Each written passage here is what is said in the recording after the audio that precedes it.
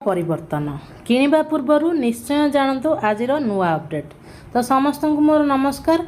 आपण माने देखुचंती आपण प्रिय चैनल। आजिर एही वीडियो रे आमे जानिबा ओडिसा रे आजिर सुनार दर काहेकि सुना दाम रे परिवर्तन आसुची एवं वर्तमान समय रे सुना किनिबा ठीक हेबो कि नाही।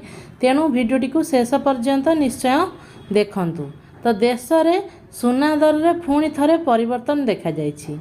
आज 30 जुलाई 2026 रे ओडिशा रे 22 क्यारेट 10 ग्राम सुनार दर प्राय 1,33,650 टंका एवं 24 क्यारेट 10 ग्राम सुनार दर प्राय 1,40,330 रही।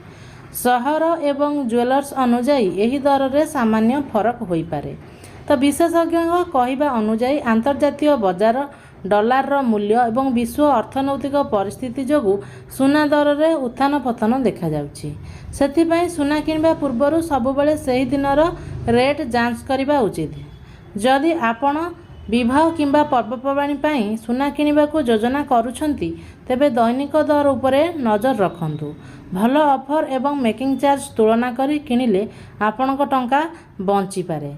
तेबे आपणक मतरे आगामी दिन रे सुना दर बढ़िबो कि कमिबो कमेंट करी निश्चय जणांतु। वीडियोटी भल लागिले लाइक करंतु, आपणक सांग मानक सह शेयर करंतु एवं एही भली ओडिया न्यूज अपडेट पई आम चैनल को सब्सक्राइब करंतु। धन्यवाद।